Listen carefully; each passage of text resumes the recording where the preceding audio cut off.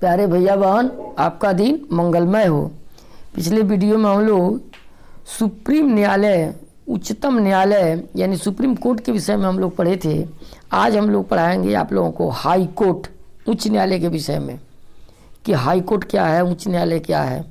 देखिए, सभी राज्यों में, लगभग भारत के सभी राज्यों में उच्च न्यायालय है।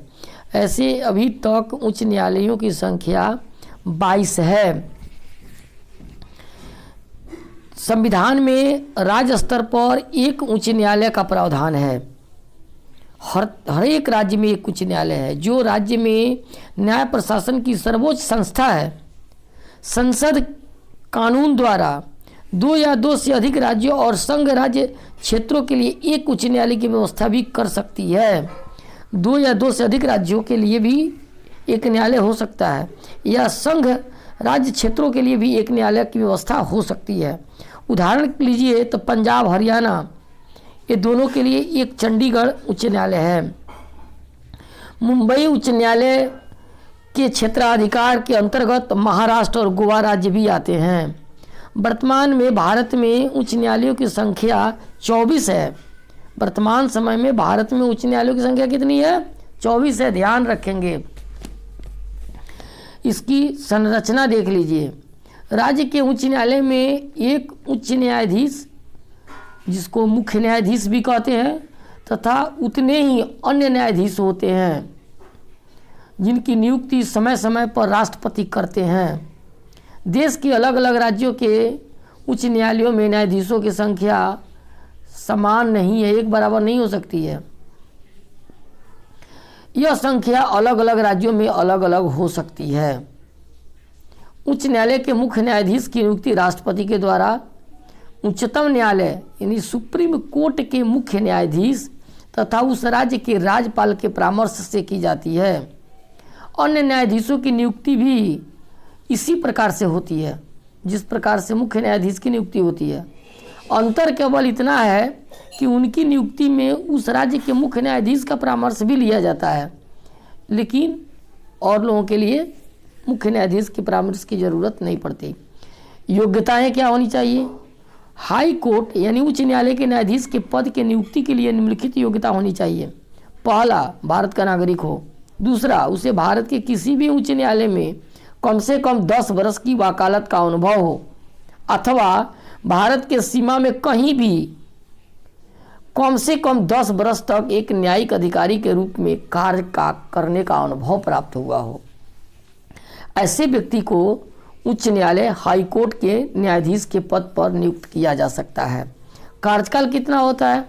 उच्च न्यायालय के न्यायाधीश 62 वर्ष की आयु तक अपने पद पर आसीन रहता है, जबकि सुप्रीम कोर्ट के मुख्य न्यायाधीश 65 साल तक अपने उम्र पर रहता है। वह अपने कार्यकाल की समाप्ति से पूर्व भी राष्ट्रपति को लिखित रूप से अपना त्यागपत्र दे सकता है। हाई कोर्ट का जो वो मुख्य न्यायाधीश है, दे सकता है। उसे उच्चतम न्यायालय के न्यायाधीश को पद से हटाने के लिए अपनाई जाने वाली प्रक्रिया के अतिरिक्त किसी अन्य प्रक्रिया द्वारा पद से नहीं हटाया जा सकता। जैसे सुप्रीम कोर्ट के न्यायाधीश को हटाने की प्रक्रिया है, ठीक वही प्रक्रिया इसमें भी लागू है। न्यायाधीशों का स्थानांतरण। भारत के मुख्य न्यायाधीश से परामर्श करने के बाद राष्ट्रपति उच्च न्यायालय के किसी भी न्यायाधीश का स्थानांतरण एक उच्च न्यायालय से दूसरे उच्च न्यायालय में कर सकता है। राज्यों में न्यायपालिका की संरचना। पहले उच्च न्यायालय की 2 न्यायालय है, दीवानी न्यायालय, फौजदारी न्यायालय, जिसको जिला न्यायालयों पर और जिला मुख्यालयों पर यह होता है फौजदारी और दीवानी।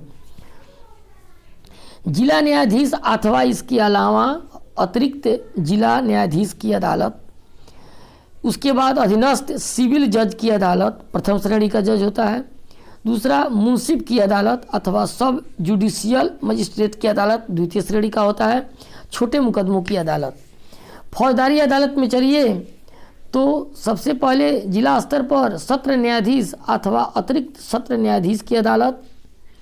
दूसरा, मुख्य मेट्रोपॉलिटन मजिस्ट्रेट की अदालत, इसको मेट्रोपॉलिटन शहरों में होता है, अथवा मुख्य जुडिशियल मजिस्ट्रेट की अदालत अन्य श्रेणी के जिलों में।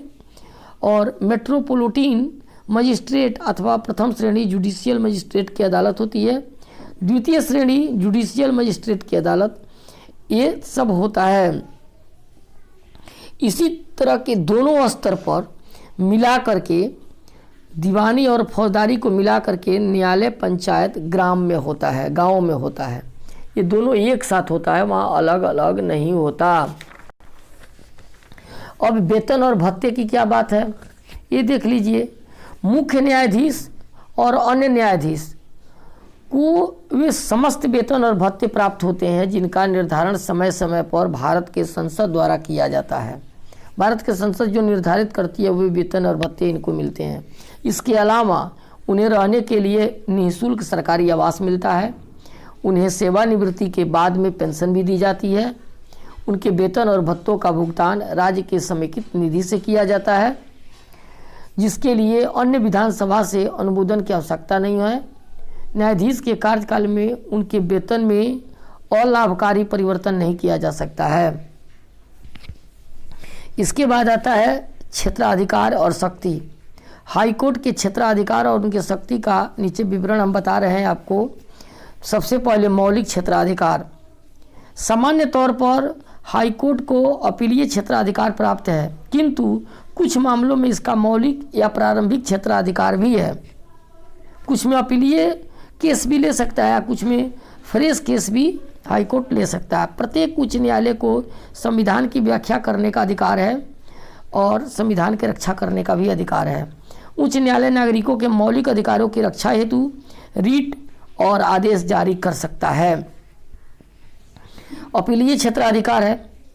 उच्च न्यायालय हाई कोर्ट राज्य में सभी प्रकार के मुकदमों में अपील की सर्वोच्च अदालत है। दीवानी मामले में हाई कोर्ट जो है जिला न्यायाधीशों के निर्णयों के विरुद्ध में अपील की सुनवाई करता है।